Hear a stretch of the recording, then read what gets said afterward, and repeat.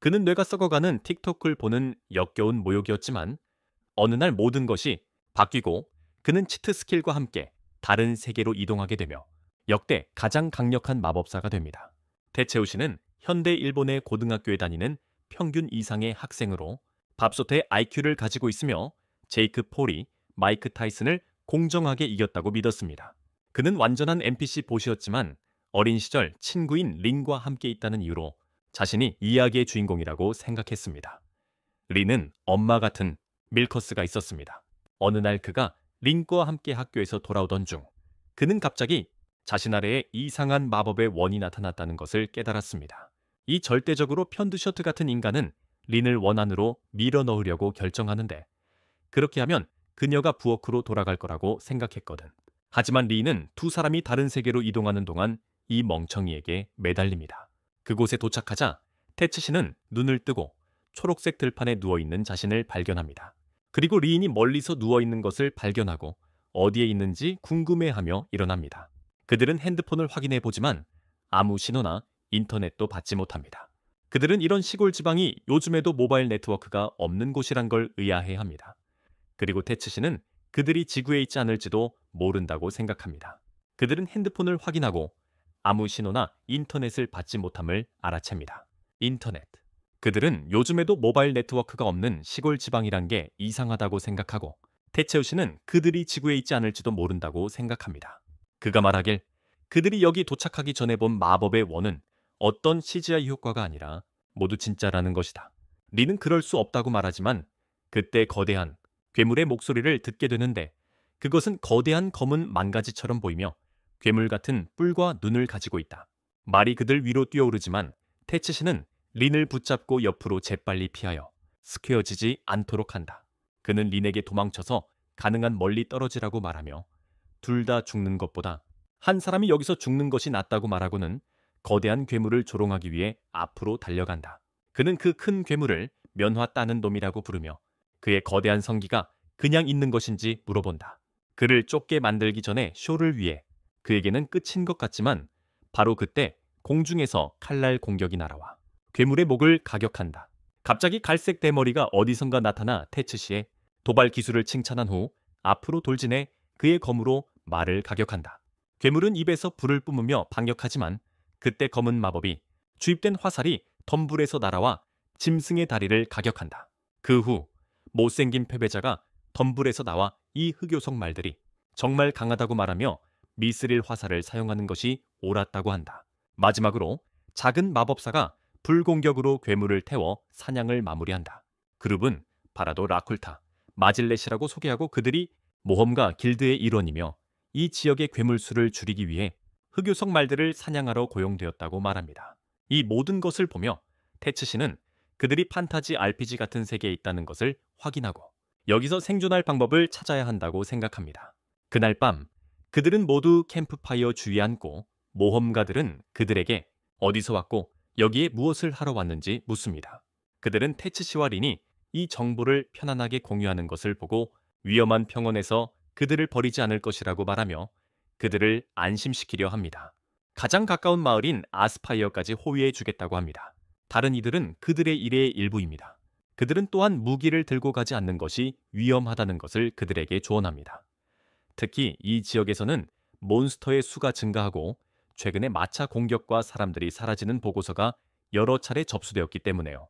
그리고 그들은 최근에 마차 공격과 사람들이 사라지는 보고서가 여러 차례 접수되었다는 것을 말합니다. 최근 마차가 공격받고 사람들이 사라졌다는 보고가 있습니다.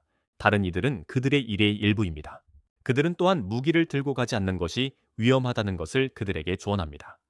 특히 이 지역에서는 몬스터의 수가 증가하고 최근에 마차 공격과 사람들이 사라지는 보고서가 여러 차례 접수되었기 때문에요.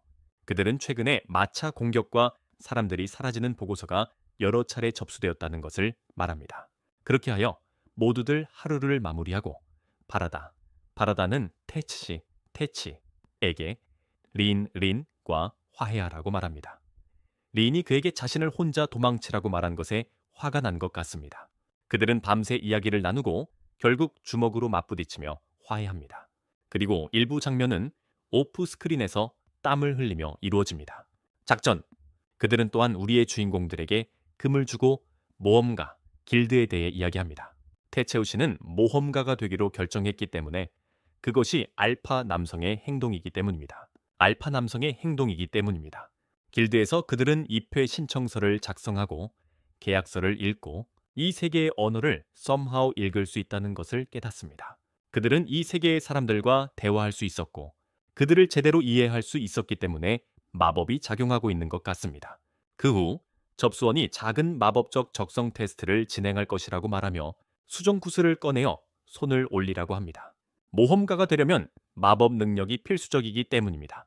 이 말을 듣고 두 사람은 자신들에게 마법 능력이 없다고 생각하며 실망합니다. 리는 자신이 먼저 해보겠다며 수정구에 손을 얹습니다. 접수원은 놀랍게도 수정구에서 4가지 다른 색깔이 나타나자 린이 누구인지 묻습니다. 그리고 테츠에게도 해보라고 합니다. 테츠가 손을 대자 수정구가 갑자기 금이 가자 접수원은 놀라서 바지를 적시고 길드 마스터에게 알리러 뛰어갑니다. 잠시 후 그녀는 길드 마스터 게라드와 유명한 시급 모험가 미우라 황금검사를 데리고 돌아옵니다. 시급 모험가 황금검사 미우라. 그들은 두 사람에게 자신을 소개하고 그들을 여기 등록할 수 없다고 말합니다. 그리고 마이라가 그들을 필요한 조언을 받을 수 있는 곳으로 안내할 것이라고 합니다. 그 조언 없이는 그들이 모험가가 될 수 없다고 합니다. 테체우 씨는 이것이 그들을 납치해 신장을 팔아먹는 사기인지 묻습니다. 하지만 미우라는 그의 장기를 원하지만 신장은 원하지 않는다고 말합니다. 그녀는 그들을 마을 근처 숲속에 오래된 오두막으로 데려가고 그곳에서 레미아라는 큰 가슴을 가진 매력적인 여성을 만납니다. 그녀는 그들을 환영하며 미우라에게 길드의 마법 측정 장치가 고장났다고 듣습니다. 그래서 그들이 그녀에게 시험을 진행해 달라고 요청합니다. 레미아는 테츠 씨와 린에게 나무로 만든 장치를 주며 자신이 만들었다고 합니다. 그들은 자신의 마법 능력과 마법 힘값을 말해줄 것이라고 합니다. 마법 능력은 한 사람이 소유한 마법 에너지의 양을 의미하고 마법 힘은 그 마법 에너지의 질을 의미합니다. 그녀의 나무를 손으로 쓰다듬은 후 테츠와 린은 그것이 무엇을 나타내는지 묻고 레미아는 그들의 수치가 정말로 세상 밖으로 나갔다고 말하며 이제부터 그들이 그녀의 제자가 될 것이라고 합니다. 동시에 우리는 어두운 곳에서 서로 이야기하는 몇몇 두건을 쓴 인물들을 봅니다. 베타 남성 군원은 그의 알파 남성 리더에게 보고하며 그들이 이 소환 의식을 성공적으로 방해했지만 시전자가 너무 강력해서 주문이 여전히 발동되었다고 말합니다. 그들은 어떤 사람들이 다른 세계에서 소환되었다는 것을 확신하지만 그들이 지금 어디 있는지는 모릅니다. 그는 또한 그들이 광범위하게 수색하고 있으며 곧 그들을 찾을 것이라고 덧붙이며 이것이 지도자를 매우 기쁘게 만들고 그가 그들에게 큰 기대를 걸고 있다고 말합니다. 오두막으로 돌아온 레미아는 테츠히의 마력량이 12만, 마력이 4만인 반면 린의 마력량은 3만 7천, 그리고 마력은 여자이기 때문에 5천이라고 밝힙니다. 그녀는 또한 고위인간 기사와 왕실 마법사들은 일반적으로 1만을 넘는 마력량과 2천의 마력을 가지는 경향이 있다고 덧붙이며 따라서 두 사람 모두 엄청나게 높은 수치이며 쉽게 최고 수준으로 간주될 수 있다고 말합니다. 이 세계에서 가장 강력한 존재들. 레미아는 또한 자신이 이 왕국에서 가장 강력한 마법사라고 말하며 그녀조차도 43천의 마법 용량과 6천의 마법력을 가지고 있고 마이라의 용량과 힘은 각각 3,500과 3,800이라고 합니다. 그녀는 그들에게 믿을 수 없는 힘을 가지고 있지만 훈련 없이 스스로와 주변 사람들에게 해를 끼칠 수 있다고 말하고 그래서 그녀는 그들이 자신의 제자가 되기를 원합니다. 그 외에도 그들이 자신의 힘을 마스터하면 S랭크, 본사, 모험가와 최고의 왕국 마법사들을 훨씬 능가할 것입니다. 그녀는 테츠 씨를 바라보며 그가 제대로 훈련하면 심지어 자신의 힘으로 국가의 전쟁을 일으키고 왕이 되기 위해 그리고 그렇게 한다면 그는 이 세상의 모든 부와 여성을 가질 수 있으며 그녀에게 자신의 방대한 땅을 보여줄 수 있다. 리는 테츠 씨의 주머니에서 로켓이 올라가는 것을 보고 그를 눈멀게 하려 하고 레미아는 마이라에게 이 총잡이들을 훈련시키는 것이 가치 있을 것이라고 말한다.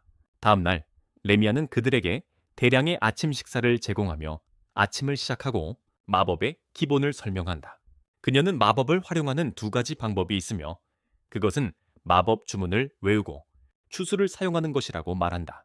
마법 주문을 사용하려면 특별한 주문을 외워야 하며 자신의 마법을 빌려줘야 한다. 정령들이 다양한 마법을 실체화하기 위해 사용하는 힘입니다. 반면에 마법사는 정령과 주종 계약을 맺고 그들을 자신의 뜻대로 부리게 하여 일반 마법보다 훨씬 강력하게 만듭니다. 정상적인 마법이죠. 그녀는 또한 불을 포함한 4가지 기본 원소가 있다는 것을 밝힙니다. 물, 땅, 바람. 마법사들은 보통 한 가지 유형의 원소만을 사용할 수 있지만 일부 경우 미이라처럼 2가지 원소, 예를 들어 불과 땅을 사용할 수 있는 특별한 마법사가 있습니다. 또는 그녀처럼 땅을 제외하고 3가지 원소를 사용할 수 있는 경우도 있습니다. 그녀는 그 다음으로 린이 모든 4가지 원소를 사용할 수 있는 더욱 드문 사례라고 덧붙입니다. 반면에 테이치가 사용할 수 있는 요소는 모르지만 레미아는 그가 계약을 맺을 정령을 찾을 때까지 그의 기초를 훈련시킬 것이라고 말합니다. 그의 기본기, 아셰도 그에게 과거 마법사들이 빛, 어둠, 시간 공간 마법을 사용했고 그가 자신의 힘을 마스터하면 세계에서 가장 강력한 마법사가 될 것이라고 알려줍니다. 세상에서 가장 위대한 마법사. 그리고 나서 그들은 모두 숲으로 가서 레미아는 테이치에게 어떻게 손의 마법을 집중시키는지 보여줍니다. 그는 이를 통해 신체를 강화하는 기술을 익히려고 노력합니다. 테이치는 이 기술을 마스터하기 위해 열심히 연습하고 그렇게 하면서 그는 한 소녀의 목소리로부터 행운을 빌어주는 소리를 듣습니다. 소녀의 목소리가 그에게 행운을 빌어주고 있다. 그는 그것이 어디서 왔는지 궁금해하지만 그가 들은 유일한 사람인 것 같다. 그것. 한편 마이라는 린에게 멘토링을 하며 마법 시전의 기초를 가르친다. 그녀는 마법을 시전하려면 명확한 상상이 필요하다고 말한다. 린은 즉시 화염 마법을 시전하는 법을 배우고 나무 대신 타는 가스를 상상하여 파란 불꽃으로 수정하기까지 한다. 이것은 마이라를 많이 놀라게 한다. 왜냐하면 그녀가 그런 불꽃을 본 것은 이번이 처음이기 때문이다. 그녀는 린을 신동이라고 부른다. 그날 오후 늦게 린은 많은 손 연습을 한 뒤 꽤 낙담한 상태인 테이치를 확인하러 간다. 그렇게 보는 그녀는 그를 위로하려고 결심하고 테이치는 다시 한번 시도해보기로 결정하고 오른손에 마법을 집중하려고 노력합니다. 그런 과정에서 그는 동일한 어린 목소리를 듣고 어떻게 해야 하는지 조언을 해주는데 이는 그의 손이 전구처럼 빛나며 성공으로 이끕니다. 그는 린에게 그 소리 들었는지 묻고 그것이 귀신인지 어떤 것인지 궁금해하며 린을 놀라게 합니다. 그 이후에 그들은 저녁을 먹으러 들어가고 레미아는 그들의 진행 상황에 대해 칭찬합니다. 그녀는 마이라에게 계속해서 린을 돌보라고 말하고 테이치에게 다음에는 왼손을 연습하라고 말합니다. 그리고 전체 신체 강화를 할 수 있을 때까지 계속 연습하라고 합니다. 그녀는 마이라에게 계속해서 린을 돌보라고 말하고 테이치에게 다음에는 왼손을 연습하라고 말합니다. 그리고 계속 연습하라고 합니다. 그녀는 마이라에게 계속해서 린을 돌보라고 말하고 테이치에게 다음에는 왼손을 연습하라고 말합니다. 그리고 계속 연습하라고 합니다. 그녀는 그들의 속성을 찾을 때까지 이것이 그의 주된 전투 방식이 될 것이라고 말하며 그가 기가 차신 만큼 그에게 잘 어울린다고 덧붙입니다. 그날 밤 마이라는 레미아에게 다가가 두 신참에 대해 묻습니다. 레미아는 그들을 훈련시켜 3주 안에 괜찮게 싸울 수 있게 만들 것이라고 말합니다. 그들은 다가오는 전쟁에서 스스로 방어할 수 있어야 합니다. 그녀는 수도의 문제들이 이렇게 멀리 있는 자신에게는 영향을 미치지 않을 것이라고 생각했지만 상황이 곧 악화될 것 같다는 것을 알게 됩니다. 몇 주 후 우리는 테이치와 린이 얼마나 발전했는지 확인하기 위해 체력 테스트를 받는 모습을 봅니다. 테이치는 여러 마리의 팬드 늑대와 싸우고 린은 수많은 토끼 괴물들을 요리하고 있습니다. 테이치는 이제 주먹에 실리는 마법의 양을 조절할 수 있고 린은 이제 주문 없이 기본 마법을 여러 가지 속성을 동시에 사용하며 시전할 수 있습니다. 그러는 동안 레미아와 마이라는 절벽에서 그들을 내려다보며 얼마나 짧은 시간 안에 강해졌는지 이야기합니다. 바로 그때 그들은 흑요석 말과 마주하는 두 사람을 발견합니다. 하지만 첫 만남과 달리 이제 그들은 훨씬 강해져서 그 짐승을 아주 쉽게 제압하고 저녁으로 먹을 수 있습니다. 그날 밤 늦게 그들은 모두 테이치와 린의 졸업시험 통과를 축하하고 레미아는 그들에게 다음날 에스파이르로 이사갈 것이라고 말합니다. 그리고 그들은 모험가로서 첫 직업을 맡게 된다. 그녀는 또한 그들에게 자신이 말하는 바에 따르면 그들은 잃어버린 자들이라고 불린다고 말한다. 이는 다른 세계에서 온 사람들이라는 뜻이다. 그녀는 때때로 사고로 여기로 오기도 하고 때로는 시공간 마법을 사용할 수 있는 마법색에 소환당한다고 말한다. 이 말에 테이치와 리는 정말 놀라며 어떻게 알았는지 물어보고 그녀는 그들이 비정상적으로 많은 마법과 가끔 새로운 단어를 사용한다는 점 때문에 그렇게 추측했다고 말한다. 그리고 그래서 그들을 제자로 받아들이기로 결정했으며 그렇게 하지 않으면 악한 사람들에게 이용당할 위험이 있었다. 여기로 소환된 이유에 대해서는 마법사에게 직접 물어봐야 한다. 그들이 소환된 이유에 대해서는 마법사에게 직접 물어봐야 한다. 악한 사람들에게 이용당하지 않도록. 소환된 이유에 대해서는 스스로 할 수 있지만 시공간 마법을 사용할 수 있는 마법사는 왕국 전체에 몇 명 없어. 마법사는 왕국 전체에 몇 명 없다. 테이츠는 그게 좋은 일이라고 말해 찾아야 할 사람이 줄어들 테니까. 그들을 쉽게 추적해서 오해를 풀고 자기 세계로 돌아갈 수 있다고 말하지. 오해를 풀고 제 세계로 돌아갈 수 있다고 말해. 레미아는 가능할지도 모르지만 그렇게 쉽게 될지는 의문이라고 말해.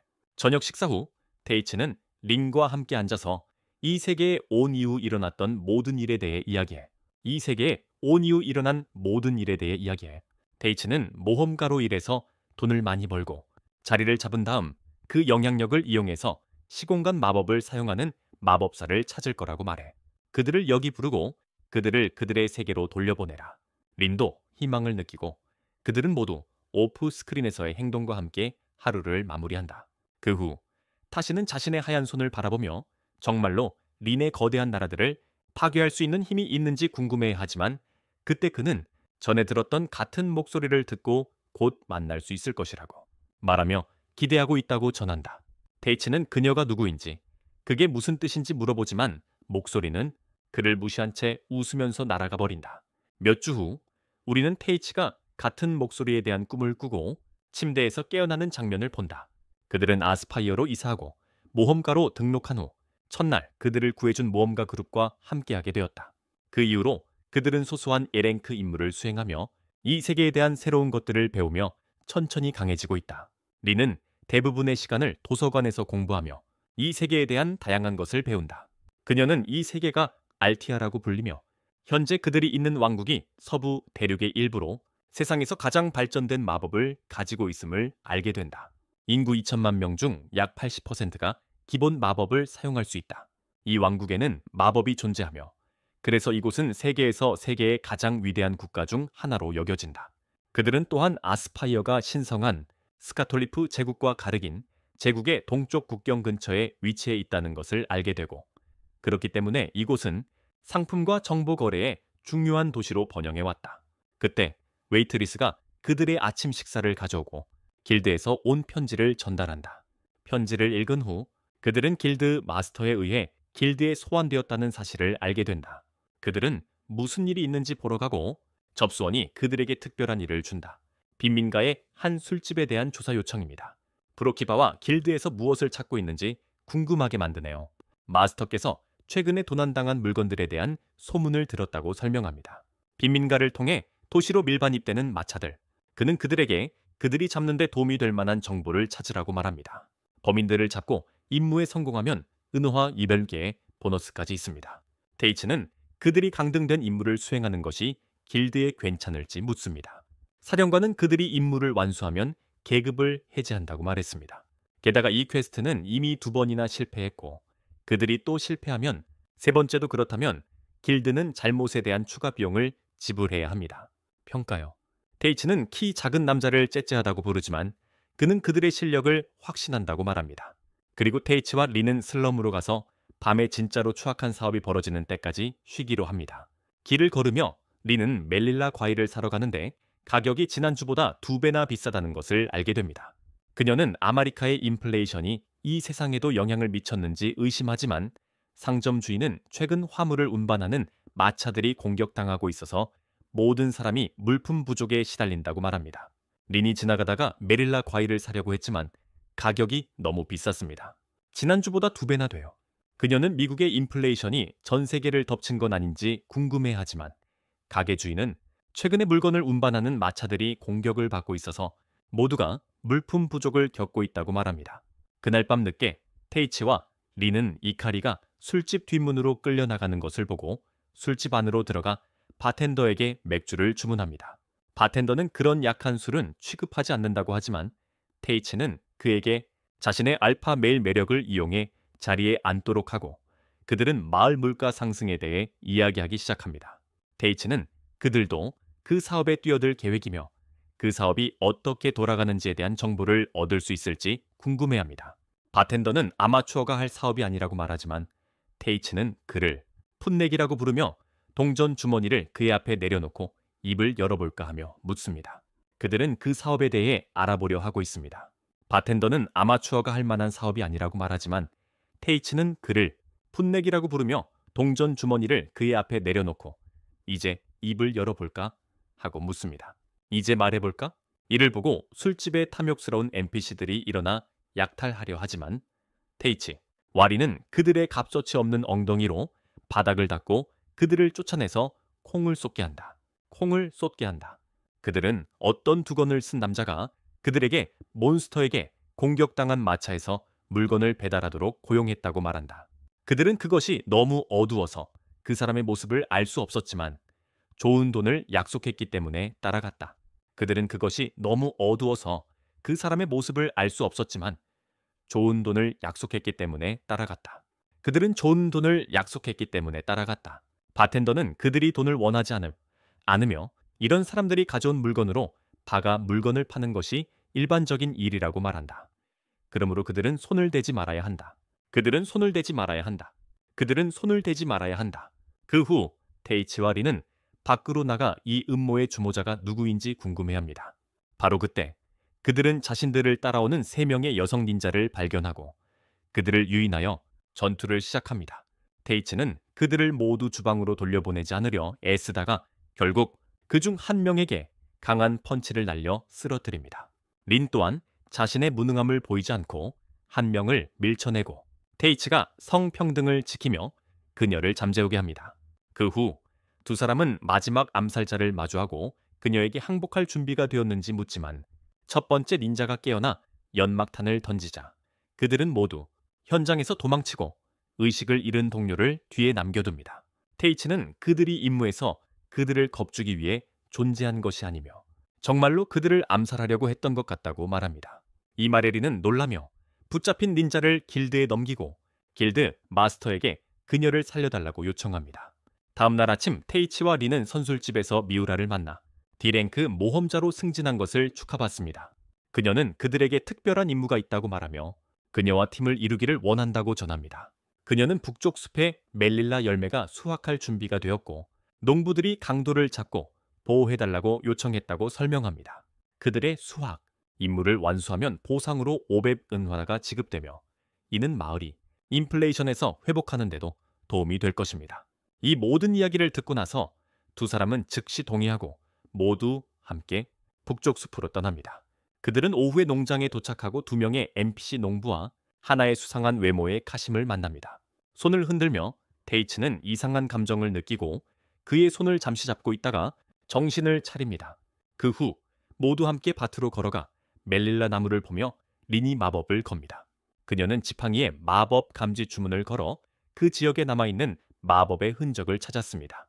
결국 거대한 괴물이 들판으로 향하고 있다는 신호를 발견하고 모두 싸울 준비를 합니다.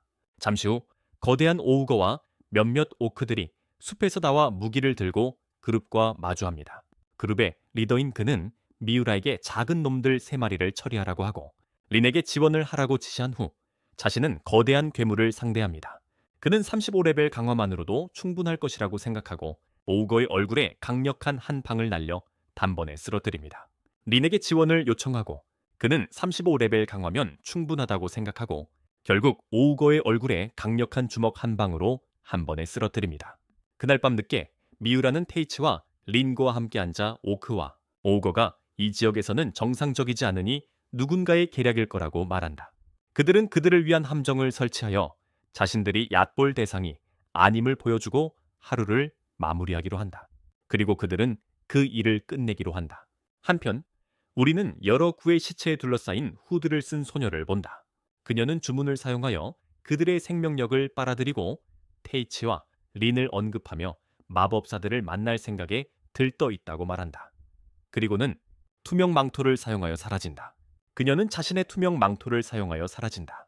다음 날 아침 제라드는 암살자의 감방을 열고 그녀에게 진술할 마음이 있는지 묻는다. 그에 반해 우리는 테이치와 그룹이 린과 함께 농장을 지나가는 모습을 봅니다.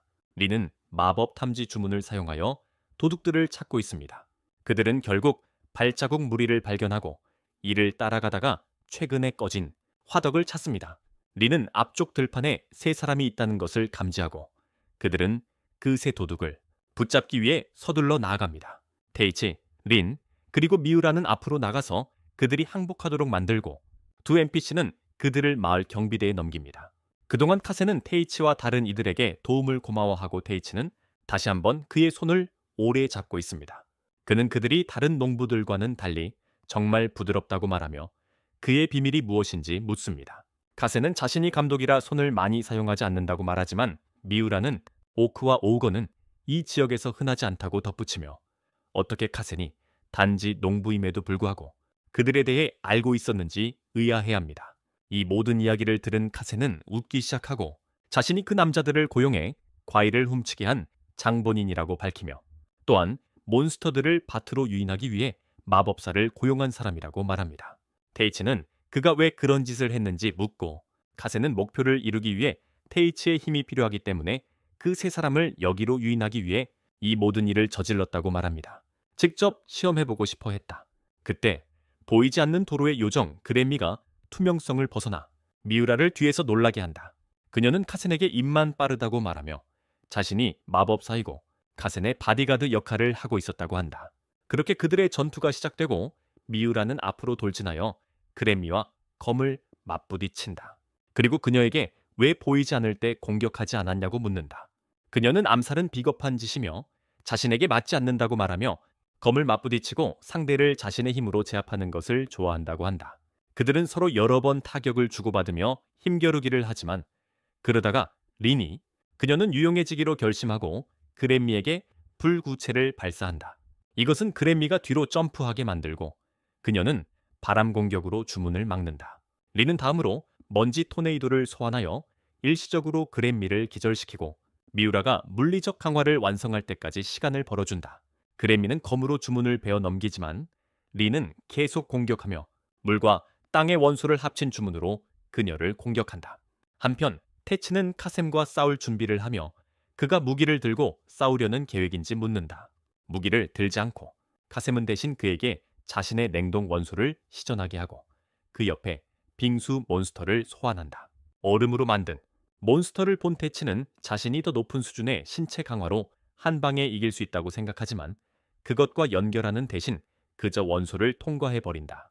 카셈은 그 몬스터가 물리적인 형태를 가지고 있지 않아 하상찬 않으며 오직 불마법으로만 이길 수 있다고 설명한다. 그러나 그에게 불행하게도 그는 어떤 주문도 시전하는 방법을 알지 못하는 것 같다. 테치는 검으로 몬스터를 공격하려 하지만 전혀 효과가 없다. 얼음 원소는 일부 얼음 마법으로 반격하고 테치는 주문을 피하기 위해 뛰어다닌다. 하지만 불행히도 그는 어떤 주문도 시전하는 방법을 알지 못하는 것 같다. 테치는 검으로 몬스터를 공격하려 하지만 전혀 효과가 없다. 얼음 원소는 일부 얼음 마법으로 반격하고 테치는 주문을 피하기 위해 뛰어다닌다. 주문을 피하기 위해 뛰어다닌다. 그러자 카셈은 그래미가 어젯밤에 만든 생명 에너지 구슬을 꺼내 먹입니다. 그것을 괴물에게 주면 붉게 변하고 막대한 힘을 얻게 된다.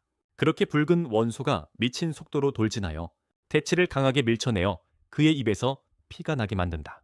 카셈은 그에게 착한 아이처럼 잘 따라오라고 말하며 그렇지 않으면 소녀들을 잡아들이고 새와 벌에 대한 현실을 말해주겠다고 한다. 그 사이에 우리는 미우라와 린이 그라미와 싸우고 있는 모습을 보게 된다. 그라미는 미우라를 강력한 펀치로 밀쳐내고 린도 쓰러뜨린다. 압도당한 기분을 느낀 두 마법사는 힘을 끌어올리기로 결심하고 강력한 마법사와 맞서는 것에 익숙하다고 말하며 레미아를 떠올린다. 그라미는 그들이 지금까지 그녀를 가볍게 여겼냐고 묻지만 마라는 그들이 그저 주요 계획을 따르기로 돌아가면서 그녀는 자신을 강화해 레벨 40까지 도달하고 곧장 공격하여 그랜미를 향해 달려갑니다.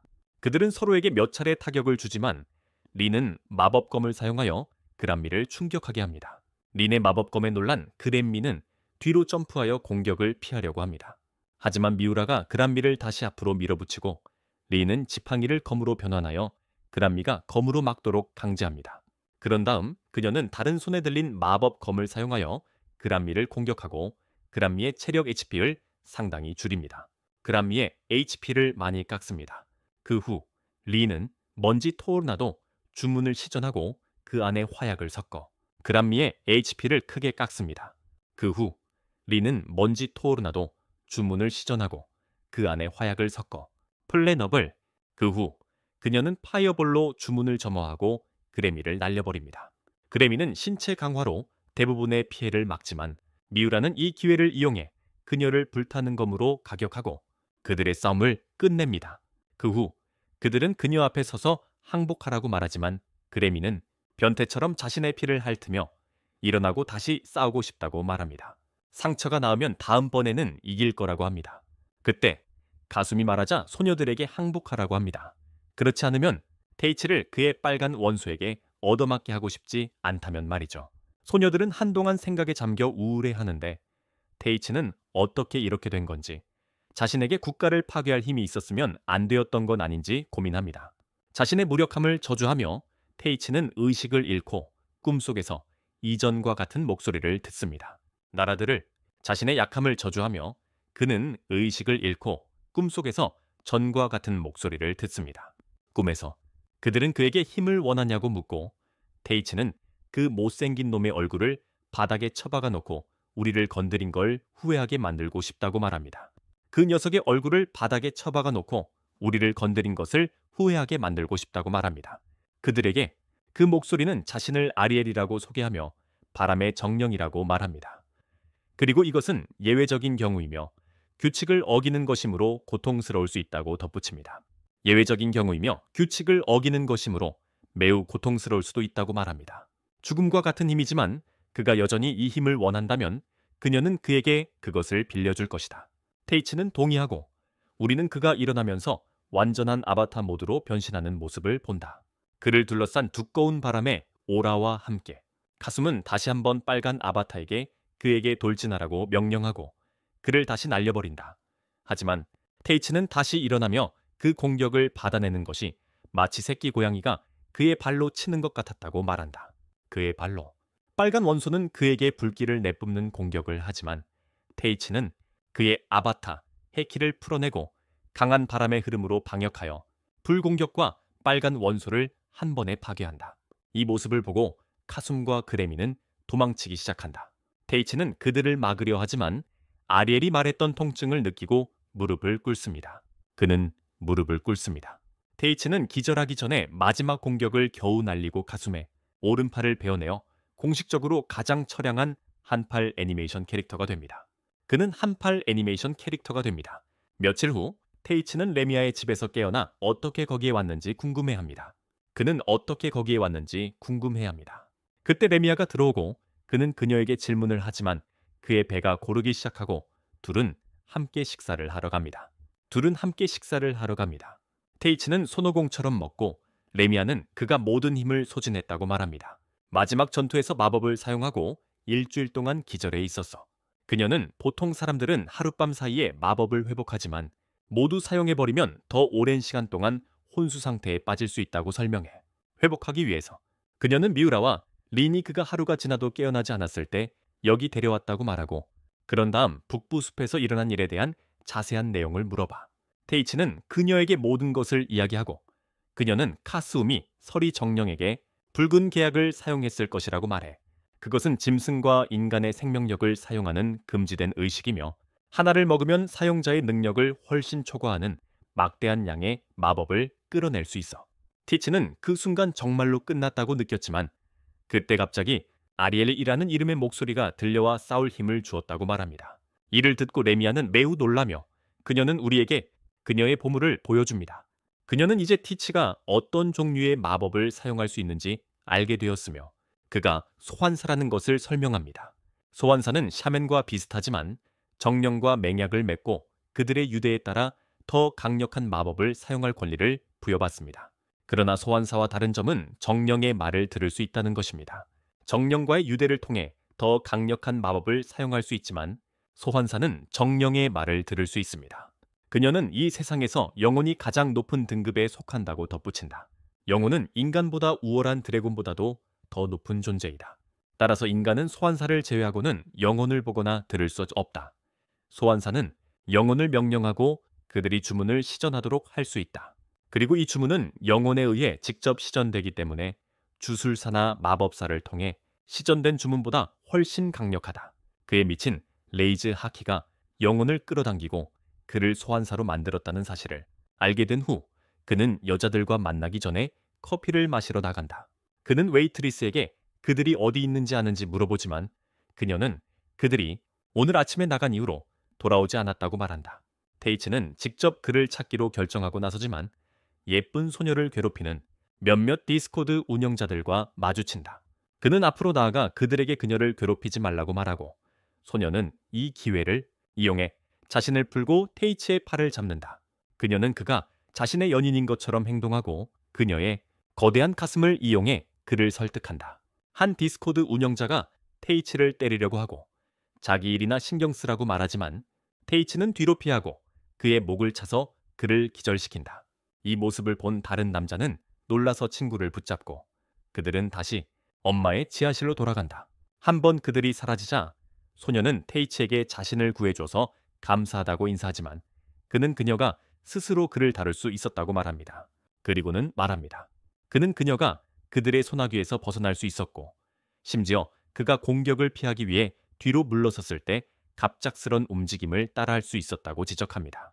또한 그녀는 그가 한 방에 남자를 눕혀버린다는 사실에 전혀 동요하지 않았습니다. 그녀는 이들이 처음 만났을 때 그가 상당히 거칠게 굴었다고 언급하며 이것은 처음 만나는 것이 아니라고 말합니다. 그 한 방에 이를 듣고 소녀는 이들이 처음 만난 적이 있다고 말합니다. 그리고 그 첫 만남에서 그가 상당히 거칠게 굴었다고 덧붙입니다. 이에 테이츠는 그녀가 알라바마 출신의 누나인지 의심하지만 그녀는 자신을 안나스타샤라고 소개하고 실제로 닌자 소녀라고 밝힙니다. 그는 그를 쓰러뜨리고 길드에게 넘겼다는 것을 말했습니다. 한편 카스무의 상사로 자신을 황제라고 부르는 사람이 등장합니다. 그는 카스무가 테이치와 린에 대해 얻은 모든 정보에 대해 찬사를 보내며 그의 팔은 그 대가로 작은 대가였다고 말합니다. 그런 다음 그는 그랜미에게 말하며 그녀가 그를 더 잘 섬길 수 있도록 몇 가지 수정이 필요하다고 합니다. 그리고 그녀의 손에 특별한 주문을 걸습니다. 그런 다음 그는 카스무에게 새로운 보조 임무를 주고 그것은 단지 작고 개그일 것이며 한팔 클럽 동안 좀 더 기분 전환에 좋을 방법이라고 말합니다. 그 임무를 주고 나서 우리는 두 명의 여자가 방으로 들어오며 황제에게 서커스에 대해 묻는 장면을 봅니다. 서커스에 대해 물어봅니다. 그는 이제 시작할 때가 됐다고 말하며 테이블 위에 문서 더미에 문서를 놓습니다. 그리고 이것이 테이츠의 파티 초대장이라고 말합니다.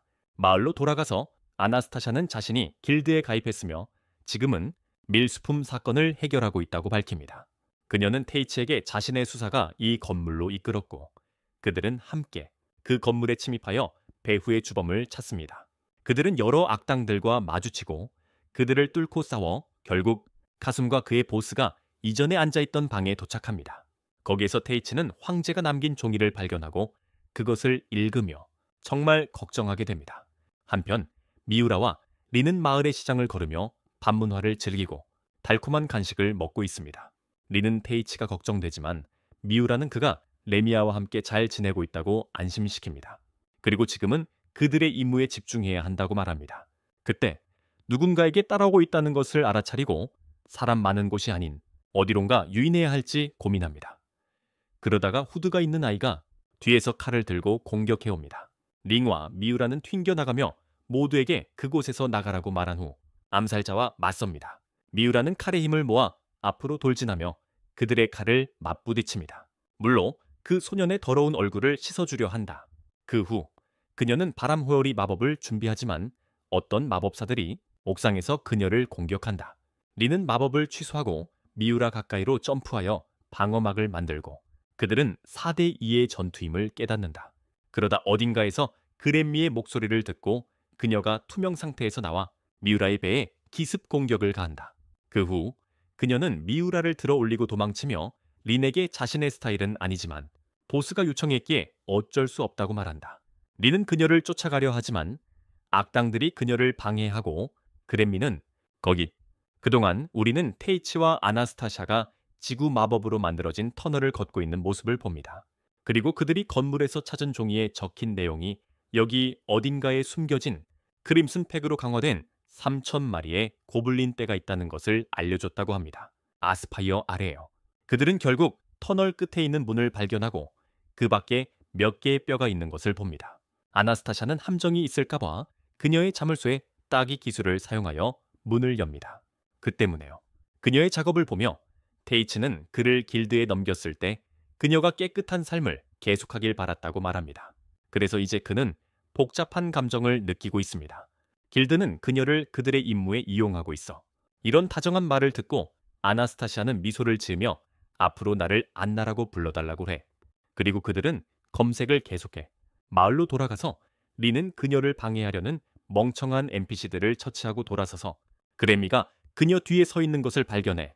그레미는 그녀가 빠르게 처리한 것에 대해 축하하며 미라가 어디에 있었는지 알려줘. 또한 그녀의 보스가 그녀에게 크림슨 팩의 구슬을 먹이려고 했다고 말해. 그리고 누군가가 이시케이드가 되는 것은 신경 쓰지 않지만 그들은 그녀의 먹이였고 다른 사람이 가져가는 것을 좋아하지 않는다고 해. 이 모든 것을 듣고 리는 미라가 감금된 건물로 달려가서 모든 사람이 그녀가 감금된 방으로 들어가게 한다. 그녀는 바람 마법을 사용해 주술사를 쓰러뜨리고 나머지 사람들을 얼음 결속으로 얼린 다음 지구 마법으로 마법진을 파괴하고 미라를 그녀의 쇠사슬에서 풀어준다.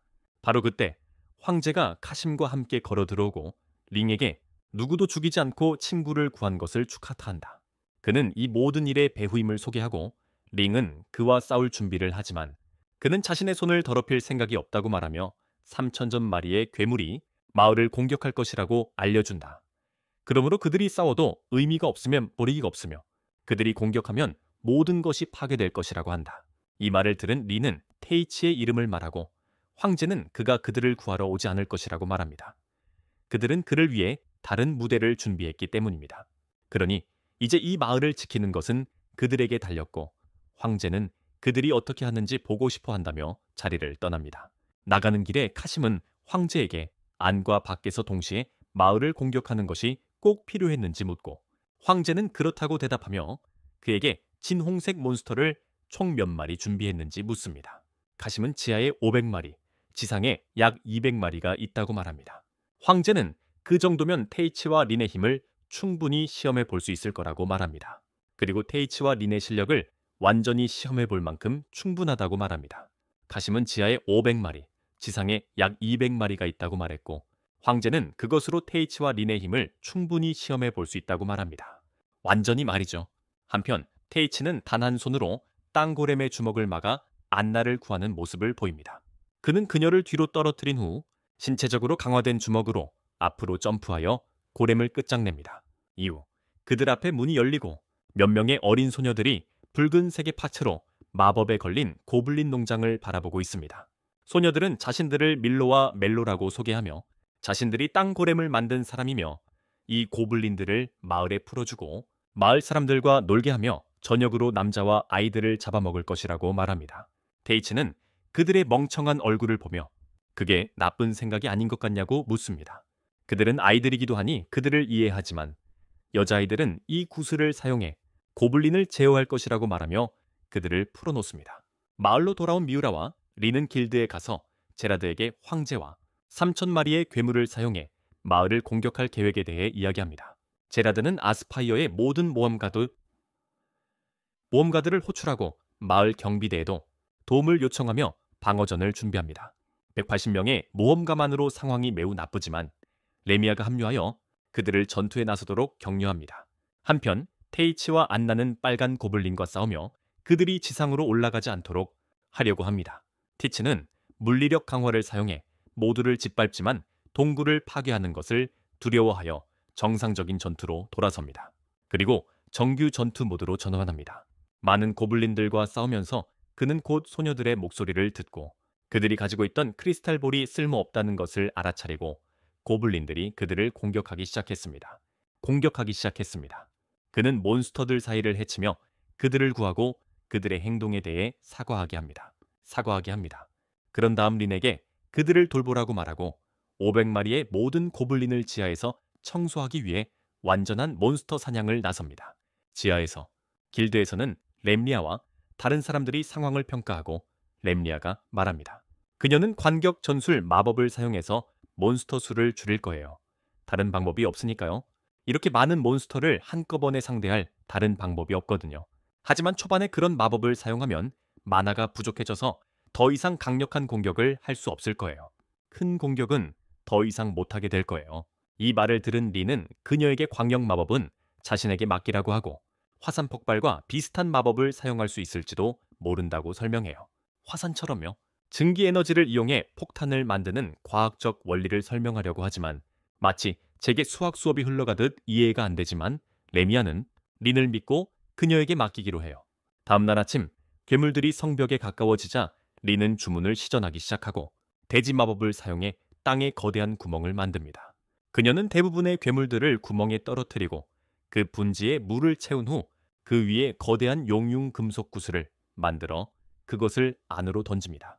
금속은 빠르게 식어 구멍 위에 봉긴을 만들고 그 아래에서 형성된 증기로 인해 큰 힘으로 폭발합니다. 거대한 폭발에 모두가 놀라며 레미아는 방역을 이끌고 제라드가 모험가들을 적군으로 진격시킵니다.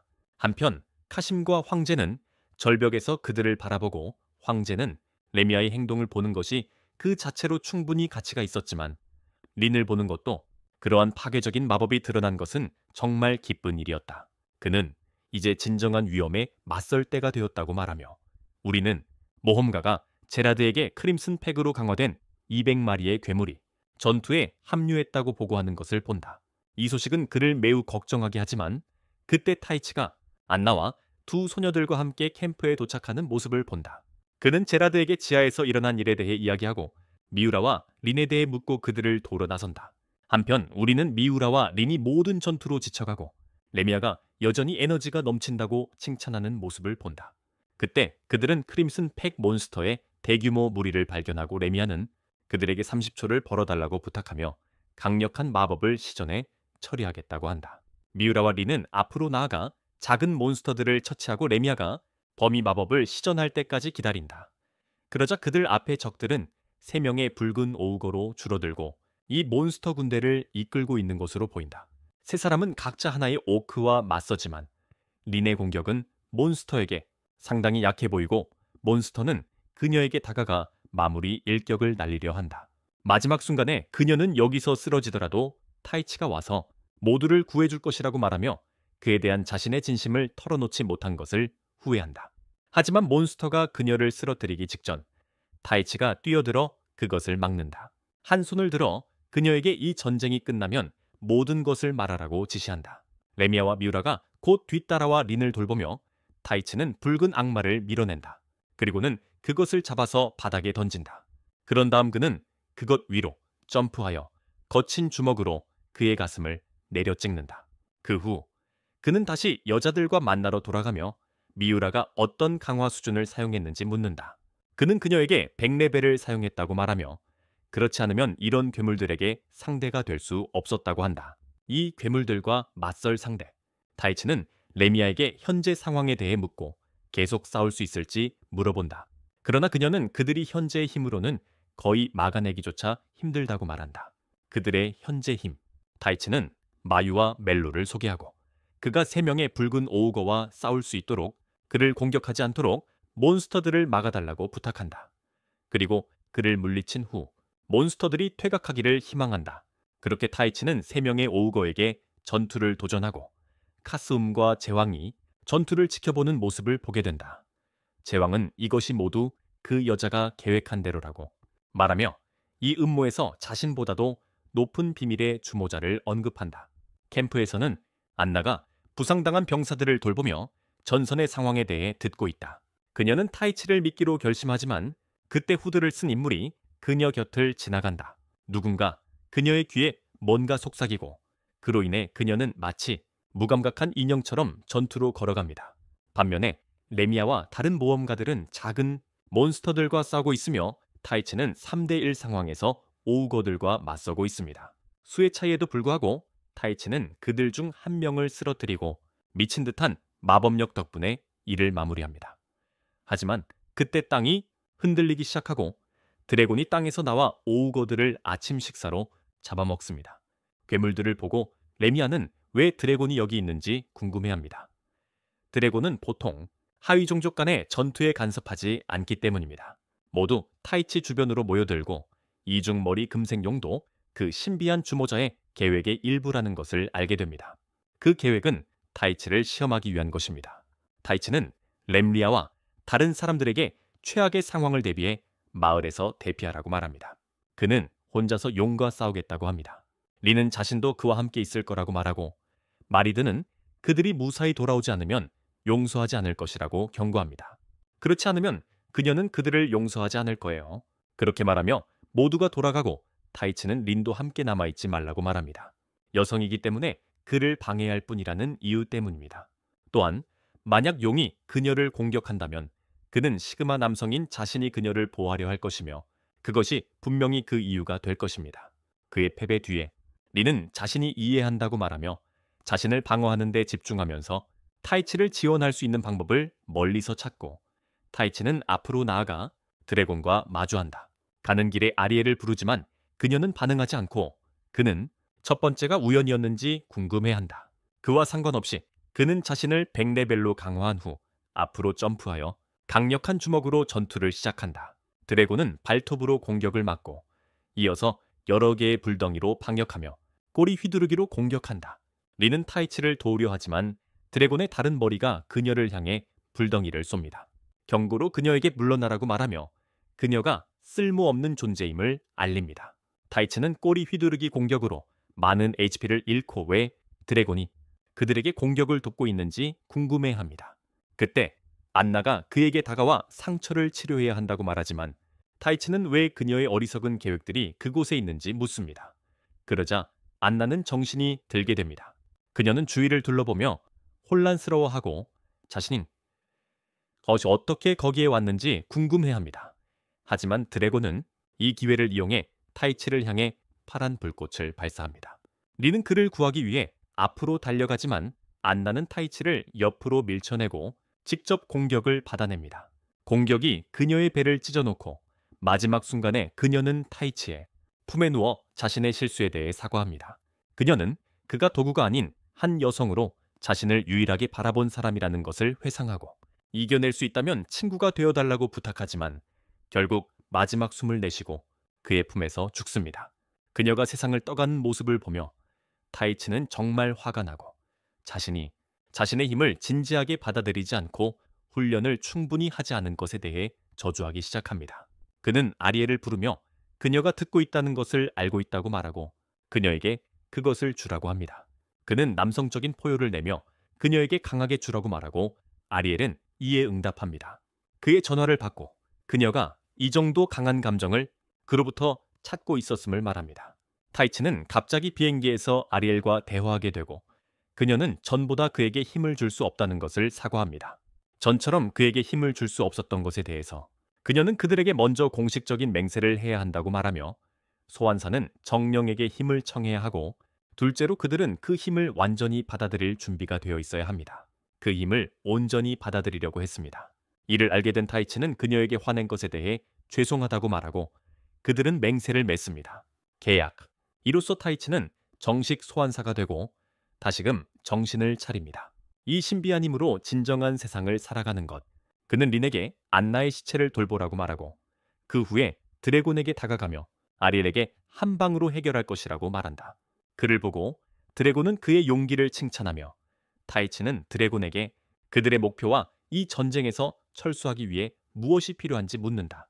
드래곤은 그에게 만약 그가 자신의 진정한 힘을 보여준다면 모든 질문에 답하고 이 장소를 떠날 것이라고 말한다.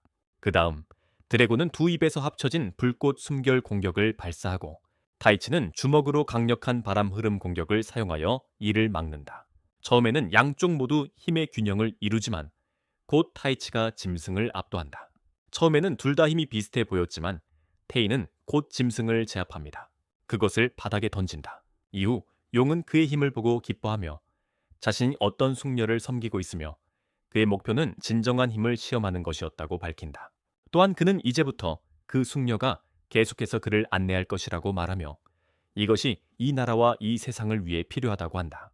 그리고는 멀어져 가면서 소중한 일을 지키고자 하는 자라면 강해지라고 말한다.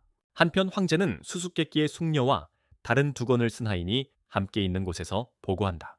그는 타이치가 바람 정령과 계약을 맺었다고 그녀에게 알린다. 숙녀는 그러다면 다음 안내를 준비해야 할 때가 왔다고 말하며 한 차례의 안내가 끝난 후에도 계속해서 안내를 해야 한다고 말한다.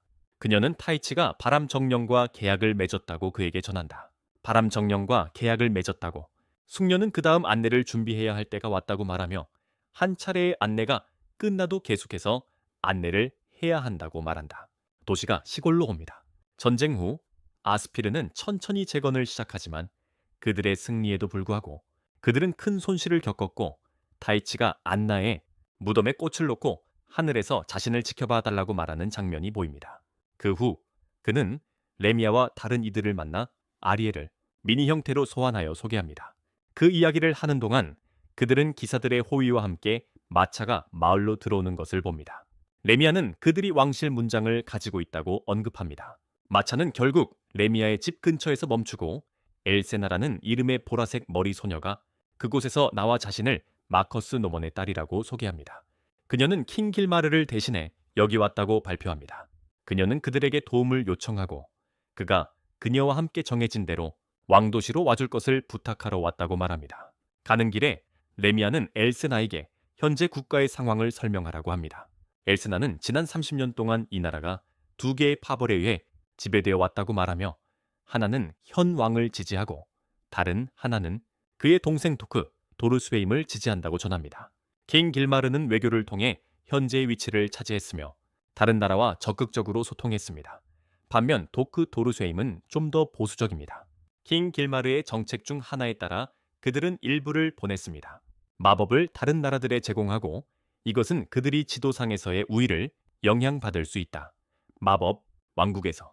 반대파는 마침내 무기를 들고 그들을 상대로 나서기로 결정했고 반란 전쟁이 곧 다가오고 있으며 그들은 이 전투에서 그들에게 도움을 바라고 있다. 싸움. 그렇게 해서 그들은 수도에 도착하고 태시는 이곳이 사실상 유령 마을처럼 보인다는 것을 알아차린다. 유령 도시네요. 레미아는 엘센에게 왕이 태시와 린에 대해 언급한 것이 있는지 물어보고 그녀는 왕이 그들을 데리고 오도록 고집했다고 말한다. 그가 꼭 데려가겠다고 고집했던 거죠. 그때 화살 한 발이 그녀에게 날아오지만 태시는 공중에서 제가차체로 화살을 잡아낸다. 그녀의 목숨을 구한다. 우리는 그것이 공작의 부하 중 한 명에 의해 발사되었다는 것을 알게 되고 그 부하는 다른 세계 사람들의 수도 도착에 대해 그에게 보고한다. 성으로 돌아온 태시와 다른 사람들은 법정에 들어가고 엘세나가 그들을 수석 마법사 벨라, 그들의 군대의 최고 사령관 수멜라 장군, 그리고 왕의 외동딸인 샬롯 공주에게 소개한다. 바로 그때 왕이 들어오고 그들의 아스피르 방어를 위한 노력에 대해 칭찬한다. 레미아는 형식을 생략하고 그에게 무슨 일이 있었는지 묻는다. 왕은 다른 사람들에게 그들을 혼자 두라고 하고 레미아에게 그녀가 아직 아무런 변화도 없었다. 그들이 오래된 친구처럼 보이고 렘리아가 그에게 도와주겠다고 말하지만 그는 그녀의 조건을 받아들여야 한다고 말한다. 그녀는 그들이 지금 아스파이르로 돌아가야 한다고 말하고 그가 태시와 린을 이 세계로 소환한 장본인인지 솔직하게 말해야 한다고 원한다. 국왕은 이를 받아들이기로 결정하고 그들이 소환된 것은 그가 명령했음을 인정한다. 이를 듣고 태시가 앞으로 나서서 어떻게 그들의 평화로운 삶을 빼앗고 그들을 여기로 소환하여 그를 위해 사람들을 죽이게 할 수 있는지 묻는다. 마이라도 그들에게 맞서서 항의한다. 국왕은 이를 받아들이기로 결정하고 그들이 소환된 것은 그가 명령했음을 인정한다. 그를 위해 사람들을 죽이게 한 것에 대해 이를 듣고 태시가 앞으로 나서서 어떻게 그들의 평화로운 삶을 빼앗고 그들을 여기로 소환하여 그를 위해 사람들을 죽이게 할 수 있는지 묻는다.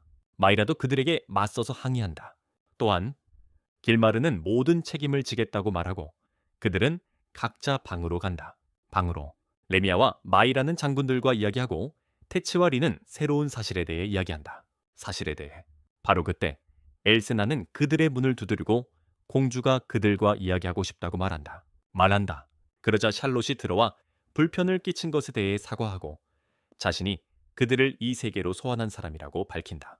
밝히고 그녀는 주문을 걸기 전에 많은 연구를 했고 평화로운 삶에서 누군가를 소환하여 싸우게 하는 것 사이에서 갈등했다고 설명한다.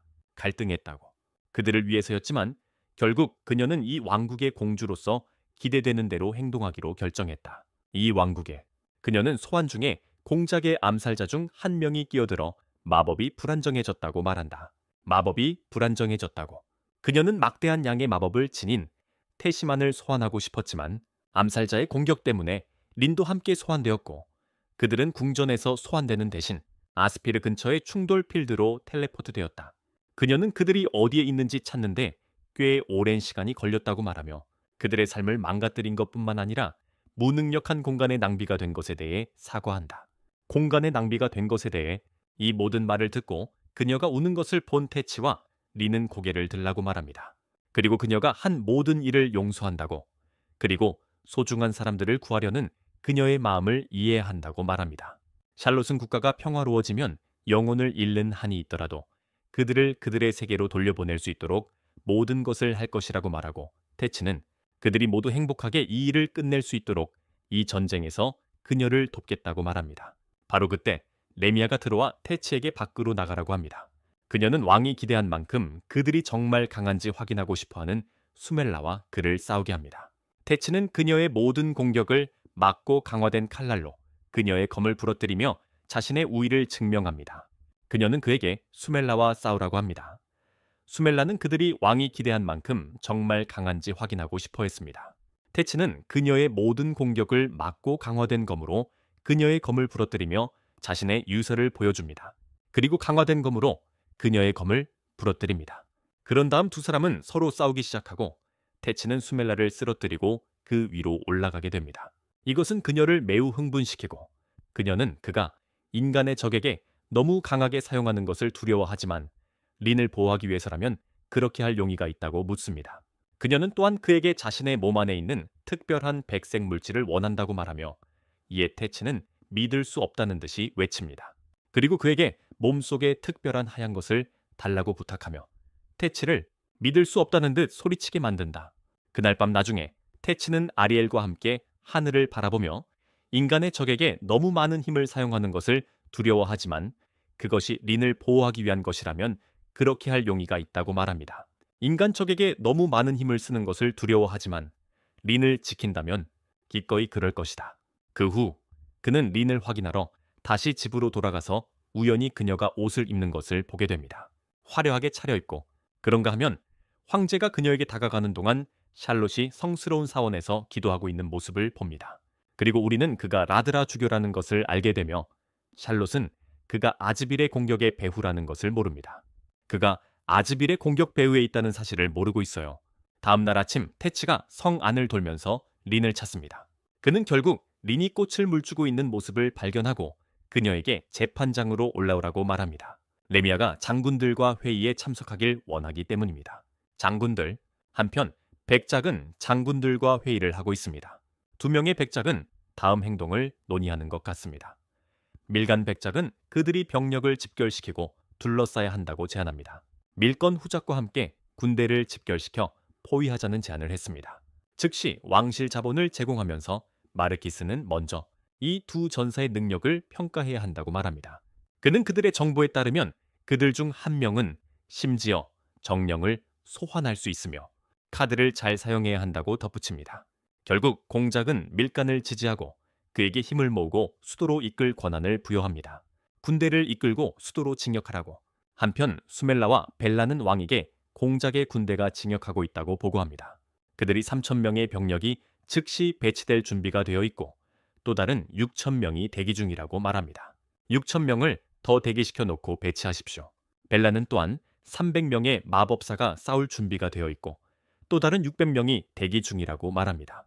100명을 예비로 왕은 그들에게 모든 힘을 다해 수도를 방어하라고 명령하고 그들은 전술회의실로 이동하여 다음날 아침 남쪽에 있는 공작의 군대와 합류할 계획을 씁니다. 테이치와 린도 그들을 돕습니다. 다음날 아침 남쪽에서 공작의 군대와 합류할 계획을 세우고 테이치와 린도 그들을 돕습니다. 테이치는 인간을 상대로 자신의 힘을 사용하는 것에 대해 걱정하지만 레미아는 그에게 용기를 내라고 말하고 수멜라는 전쟁 후에 그와 결혼하겠다고 약속하며 그를 격려합니다. 그 말에 테이치는 더욱 걱정이 됩니다. 그날 밤 늦게 테이치는 린을 찾아갑니다. 린은 이 전쟁에 참여하는 것에 대해 너무 긴장한 듯 보입니다. 그녀는 그에게 자신은 거기에 우연히 온 것이기 때문에 참전할 필요가 없다고 말합니다. 실수다. 하지만 그녀는 테이치에게 자신이 자발적으로 원형 안으로 뛰어들었다고 말하고 그리고 그와 함께 싸울 것이라고 말한다. 또한 그녀는 그에게 자신의 방에서 밤을 보내라고 제안하고 둘은 함께 앉아 린이 그의 어깨 위에 머리를 기대게 된다. 마치 테이치가 오늘 밤에 마침내 남자가 될 것 같지만 그가 그녀의 손을 잡으려고 할 때 무언가를 알아차리고 밤늦게까지 해야 할 일이 있다고 말하며 그만두자고 제안한다. 한편 미우라와 레미아는 차를 마시며 린에 대해 이야기하고 마이라가 린을 확인하러 가려고 하는데 레미아가 창문 밖을 보다가 무언가를 알아차리고 그녀도 불안해졌을 수 있다고 말한다. 그리고 자신도 편집증에 걸렸을지도 모른다고 말합니다. 한동안 후에 우리는 나무 옆 창문 밖에 두건을 쓴 암살자가 서 있는 것을 본다. 그러면 마르코의 마르키즈가 그를 테이치와 린을 암살하라고 보냈음이 밝혀진다. 밤에 그렇게 하여 자신의 이름을 날리려고 했던 것이다. 암살자에게는 불행하게도 테이치는 이미 그를 이전에 발견했고 침대에 베개를 몇 개 놓고 담요로 덮어둔다. 암살자는 베개를 찌르지만 테이치와 다른 사람들은 그를 현장에서 붙잡는다. 방 안에서 말이다. 테이치는 자신이 그를 이전에 발견했다는 이야기를 시작하지만 암살자는 그저 자기 자신을 자극하는 것에 관심이 없고 이 기회를 이용해 린을 공격하려 한다. 이를 본 테이치는 즉시 자신의 신체 능력을 켜기 시작하고 그를 아주 심하게 때리면서 자신이 보호할 것을 맹세한 사람들을 누구도 해치지 못하게 할 거라고 말했다. 그가 맹세하여 보호할 사람들을 한참 때린 후에 레미아는 테이치를 멈추면서 그만하라고 말했지만 암살자는 그의 밑에서 빠져나와 열정적으로 땅을 파헤치며 자결하기로 결심한다. 열정적으로 땅을 파며 자해한다. 다음 날 아침 길모어의 군대는 1,000명의 병사로 구성된 마커스 닐군의 부대와 맞닥뜨린다.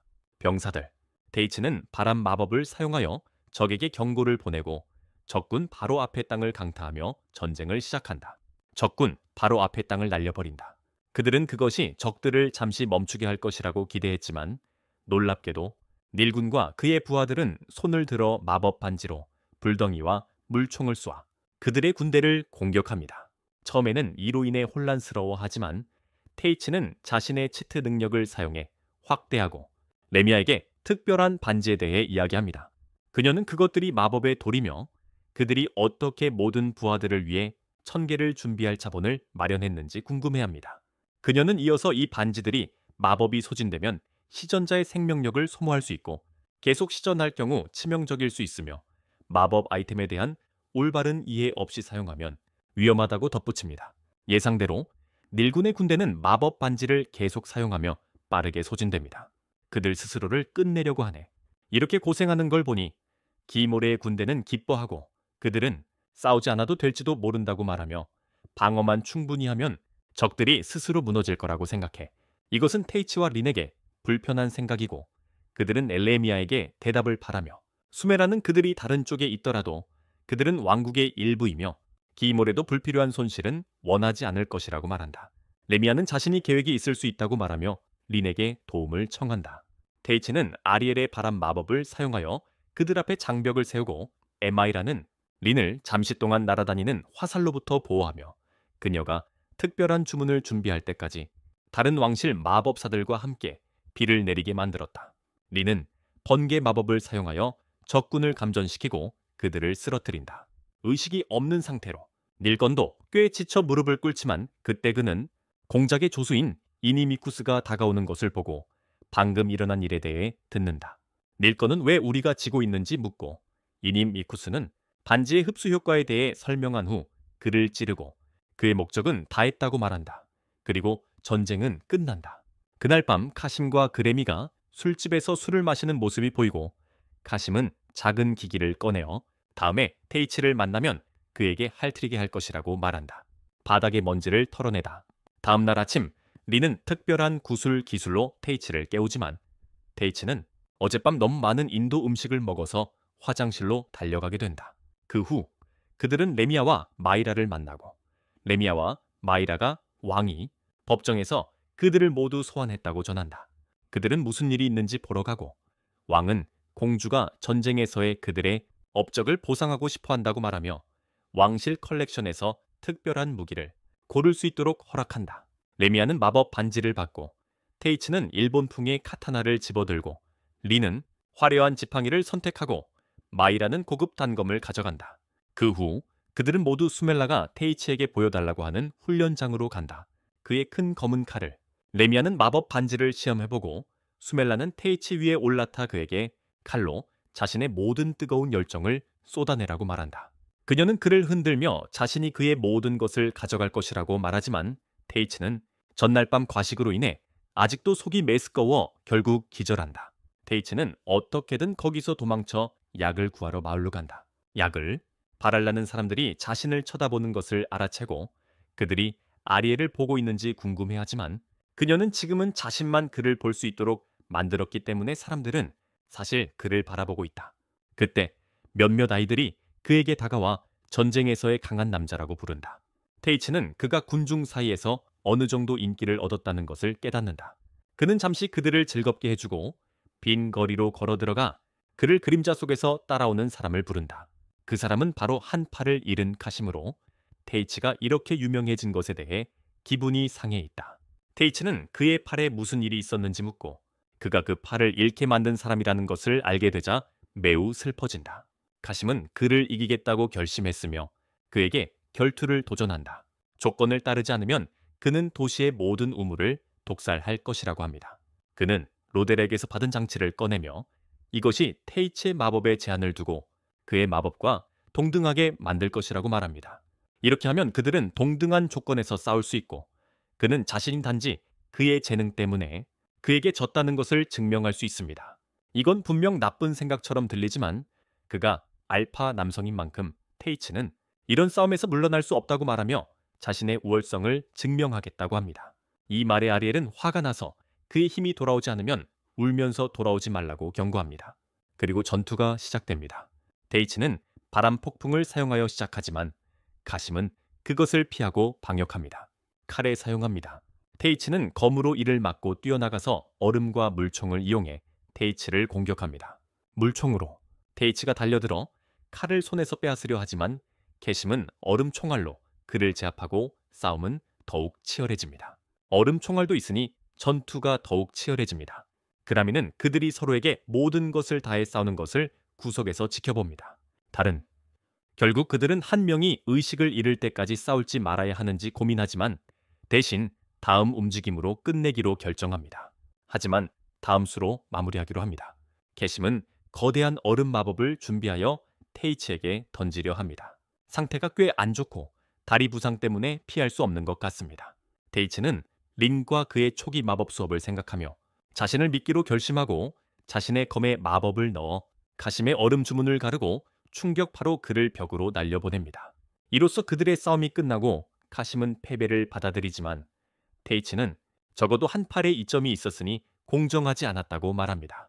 그 후 아리엘은 카심에게 테이츠의 마법력을 돌려달라고 요청하고 그는 모든 것을 정상으로 되돌리기 위해 마법 장치를 파괴하라고 말합니다. 하지만 그들이 무엇을 하기도 전에 장치 주변에 어두운 오라가 그림자 괴물로 형태를 이루고 테이츠를 공격하기 시작합니다. 티치가 바람 마법을 사용해 방역하려 하지만 그림 몬스터에게는 아무 타격도 주지 못한다. 그림 몬스터는 어둠의 총알들을 날려 티치를 공격한다. 그에게 상황이 좋지 않아 보이지만 그래미가 갑자기 투명 상태에서 나타납니다. 그래미 갑자기 무시무시한 망토에서 나와 몬스터를 공격한다. 카심은 자신의 빙결 마법으로 몬스터의 주의를 돌리고 그램에게 장치를 파괴하라고 말한다. 장치를 파괴했음에도 불구하고 몬스터는 사라지지 않고 카심은 로터가 모든 것을 계획했다는 생각에 의문을 갖는다. 티치는 자신의 힘이 돌아왔음을 알아차리고 한 번의 공격으로 몬스터를 날려버리겠다고 말하며 에일러에게 주변의 공기를 압축하여 번개를 형성하고 검으로 번개 배기 기술을 사용해 몬스터를 공격하라고 말한다.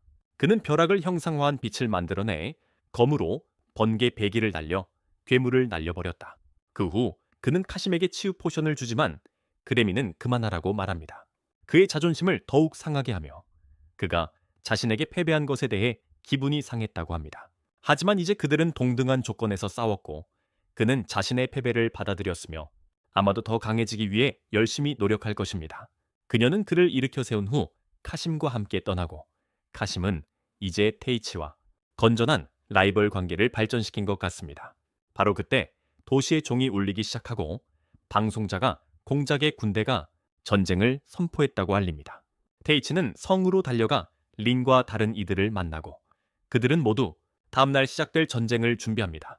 로테르가 수수께끼의 여인에게 테이치가 그림자 몬스터를 어떻게 다뤘는지 보고하는 것을 동시에 볼 수 있습니다. 그녀는 로테르에게 다음 안내를 진행하도록 말합니다. 안내 또한 그들 옆에 있는 다른 두건을 쓴 인물도 오니미쿠스와 매우 비슷하게 보이는 것을 볼 수 있습니다.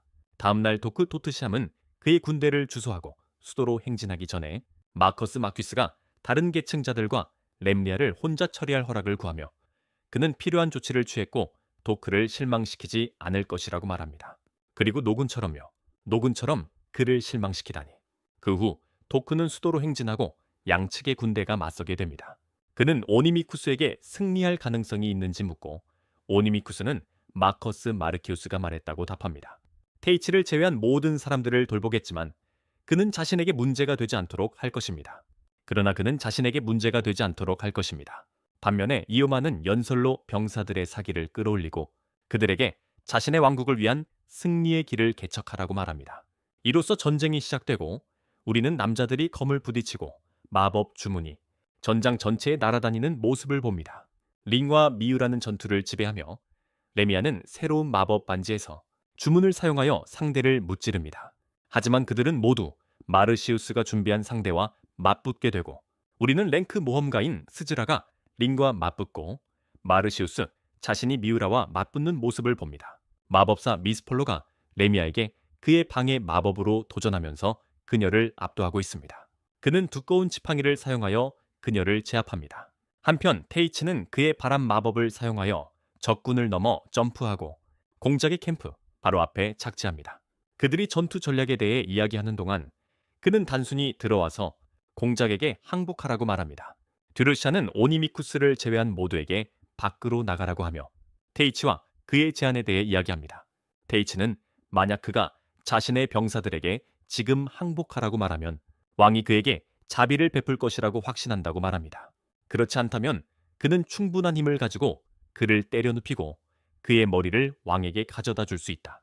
자신이 직접 이 말을 듣고 두루샤는 그가 왜 스스로 왕이 되지 않는지 묻고 테이치는 그것이 너무 번거롭다고 하고 원하는 대로 아무거나 하는 독재자가 되어 수천 명에게 미움받는 것을 원하지 않는다고 말한다. 너무 번거롭고 사람들에게 미움받고 싶지 않다고 말합니다. 자기 마음대로 하는 독재자가 되어 수천 명의 사람들에게 미움받는 건 원치 않는다고 합니다. 이 말을 듣고 두루샤는 웃으며 평화로운 세상에서 자란 것이 사람의 시각을 정말 바꿀 수 있다고 말하지만 그는 테이치에게 그것은 자부심의 문제이며 때때로 권력이 있는 사람은 그들의 결정에 따라야 한다고 말한다. 사람의 시각을 정말 바꿀 수 있지만 그러고는 테이치에게 그것은 그 결과 파멸할 수도 있다는 것을 인정하면서 말이다. 그들이 망하더라도 마찬가지라고 말합니다.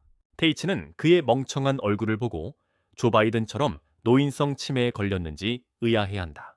오니미쿠스가 모두의 뒤에서 어두운 주문을 짜고 있는 동안 그의 어두운 주스를 마시게 만드는 장면이 보입니다. 전장으로 돌아가서 레미아는 미스폴로와 마주치고 그가 단지 그녀를 지치게 하려는 것인지 물어봅니다. 그는 얼음 마법으로 그녀를 공격하지만 그녀는 땅에서 불꽃을 소환하여 그 공격을 막습니다. 그 다음 그는 그녀에게 얼음 총알을 쏘지만 그녀는 방어 마법으로 그것을 막고 바람 칼날로 그를 공격합니다. 이것에 놀란 노 마법사는 자신의 패배를 받아들이고 레미아에게 그를 처치하라고 말하며 그녀는 거대한 화염 구슬로 그를 처치합니다. 동시에 미라는 불타는 검으로 마르체제를 공격하지만 그는 그것을 공중으로 쳐내고는 오늘 밤 엘프 고기를 맛볼 것이라고 생각합니다. 하지만 그녀는 그를 지나쳐 다가가서 왕실 소장품에서 가져온 단검으로 그의 목을 베어냅니다. 한편 린은 상대인 수사라를 끝내는데 어려움을 겪고 있는 것 같습니다. 수사라는 공격을 계속 이어가며 린을 방어적으로 만들고 있습니다. 어느 정도 시간이 지나지만 리는 결국 그녀의 움직임과 능력을 분석하고 전투를 끝낼 준비를 합니다. 그녀는 플링 마법으로 공격할 준비를 하지만 수사라는 뛰어내려서 땅을 가격하고 린을 뒤로 넘어뜨립니다. 린은 얼음 마법을 사용하고 자신에게 향하는 빙수를 발사하지만 수사라가 모두 막아냅니다. 그러나 그것이 분산용이라는 것을 깨닫고 린이 그 위에 올라가 있는 것을 보게 됩니다. 그녀의 머리 위로 거대한 불꽃 구체가 떠 있습니다. 린은 그것을 발사하여 수사라의 체력을 크게 감소시킵니다.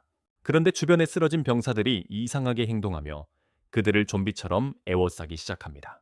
린은 수사라에게 살아남고 싶다면 함께 해야 한다고 말하고 두 사람은 팀을 이룹니다. 롱안, 그 사이에 테이츠는 공작과 항복에 대해 이야기하고 있지만 아리엘은 이니미쿠스의 악마적인 주문을 발견하고 이를 테이츠에게 알립니다. 이니미쿠스의 악한 마법을 알아채고 테이츠에게 알린다. 이 소식을 듣고 이니미쿠스는 웃으며 자신의 정신이 당연히 그러할 것이라고 말합니다. 실체를 드러내며 이 반란을 일으킨 사람으로서 진짜 모습을 드러내고 듀크가 자신의 형제와 대립하게 만든 사람이 되었다.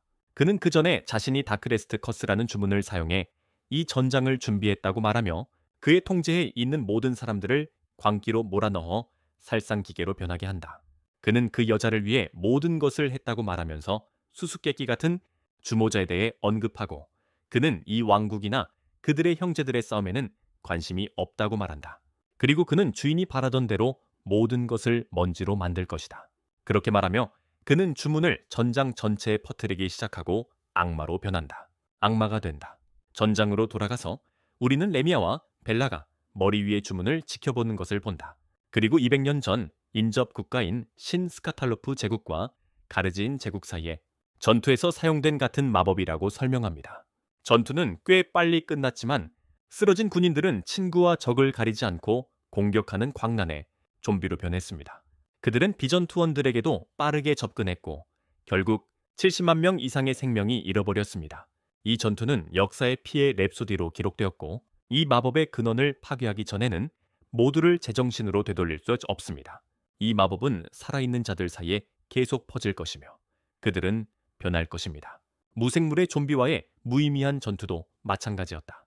레미아와 다른 이들이 무리지어 몰려드는 무생물 꼭두각시들에게 둘러싸이면서 양측 군대에게 불길한 징조가 되기 시작한다.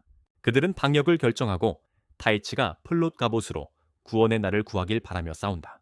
이것은 공작의 진영으로 돌아가서 타이치가 그의 정신력을 해방하고 최대한의 공격을 준비하는 장면으로 이어진다. 이 공격은 그가 목숨을 잃을 수도 있는 위험을 동반한다. 그는 이번에는 모든 것을 다해 친구들을 구하려고 결심하지만 그 모든 힘을 발휘하기 직전에 아리엘은 시간을 멈추고 그에게 거짓말을 해왔다고 말한다. 그녀는 그에게 사과하며 자신의 힘에 대해 두려웠고 그것을 인정하지 않았다고 말한다. 그녀는 그에게 사과한다. 그는 이번에는 모든 것을 다해 친구들을 구하려고 결심하지만 그 모든 힘을 발휘하기 직전에 아리엘은 시간을 멈추고 그에게 거짓말을 해왔다고 말한다. 그녀는 그에게 사과하며 자신의 힘에 대해 두려웠고 인정하지 않았다고 말한다. 그녀는 그에게 사과한다. 타이치에게 어떤 영향을 미칠지 알지 못했다. 그래서 그녀는 이 반원형 형태로만 그 앞에 나타났다. 그녀는 그의 결의를 보고 이제 그가 그녀의 진짜 몸을 경험할 준비가 되었다고 믿게 되었다고 말하며 그의 진짜 이름을 말하는데 그것은 실피드라는 이름이었다. 실피드. 그 후 시간이 정상적으로 흐르기 시작하고 리는 스즈루와 함께 타이치에게 다가가 그를 안아준다. 타이치는 그녀의 다리가 다쳤다는 것을 알아차리고 이제 이 전쟁을 끝내고 집으로 돌아가자고 말한다. 그 후 그의 손을 들어 실피를 부르고 특별한 마법을 사용하여 어둠 저주 마법진 모두가 정말 놀라워하고 스즈루는 실피드가 정령의 여왕이라는 이름이라고 밝히고 그녀는 전체 우주에서 4명의 가장 강력한 정령 중 하나로 여겨진다. 이로써 모든 것이 정상으로 돌아오고 타이치는 이 모든 일의 배후에 있는 자를 처리해야 한다고 말하며 이니미쿠스와 싸울 준비를 한다.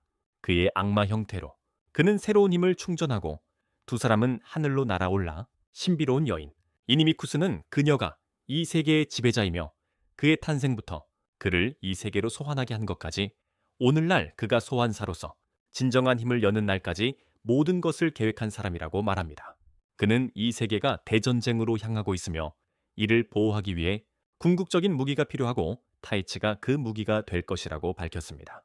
그는 지금까지 그가 싸운 모든 전투가 그 여인의 계획의 일환으로 그를 더 강하게 만들기 위한 것이었으며 그 역시 그녀의 거대한 계획에서 단순한 졸에 불과하다고 덧붙입니다. 타이치는 그녀의 이름을 물어보지만 이니미쿠스는 그에게 아직 테치가 정말 화를 내는 이유를 알면서 그녀는 그가 지는 것을 받아들이지 않을 것이라고 말한다. 그리고 그런 헛소리 같은 변명 때문에 친구들과 많은 생명을 포기하는 것을 그는 악마를 계속해서 주먹으로 때리며 분노가 쌓이자 결국 그의 힘으로 이기게 된다. 그는 계속해서 주먹으로 그를 두들기다가 마침내 상대의 배에 강력한 타격을 가하고 상대를 바닥으로 내동댕이 친다. 그는 그 위에 서서 이니미쿠스가 그에게 마지막 일격을 가하라고 명령하지만 부드러움이 유일한 약점이라고 하지만 테치는 그가 이 힘을 받아들일 때 인간성을 버렸다고 말한다. 그는 강력한 번개 공격으로 그를 증발시킨다. 공격!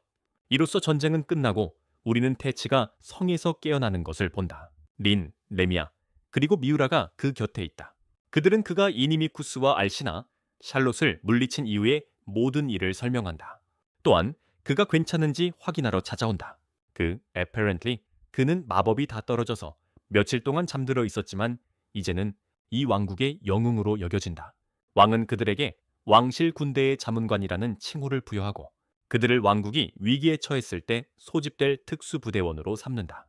위기시 길마르도 자신의 형을 반란죄로 처벌하고 일시적으로 평화가 왕국에 되돌아온다. 당분간 왕국을 위해서 타이치는 이 힘 때문에 자신도 괴물로 변할까 걱정하고 있지만 레미아는 그가 아무리 많은 힘을 얻더라도 마음이 올바르다면 인간으로 남을 것이라고 그를 안심시킵니다. 레미아는 그를 격려하고 모두 아스피르로 돌아가 훈련을 계속하기로 결정합니다. 샬롯과 알시나는 그들을 배웅하고 샬롯은 그들을 자신의 세계로 돌아갈 방법을 찾겠다고 약속합니다. 타이치는 그녀에게 천천히 하라고 말하며 그들은 이 세계에서 새로운 친구들과 어느 정도 시간을 보내는 것도 괜찮다고 전합니다. 그렇게 그들은 아스피르로 돌아가는 길에 오르고 타이치는 결코 친구들이 다치지 않도록 충분히 강해질 것이라고 말합니다. 신비로운 마스터마인드 레이디가 수정구슬을 통해 그를 지켜보는 모습을 보면서 우리는 이 세계 짭짤 마법사 시즌 1이 끝나는 것을 알게 됩니다.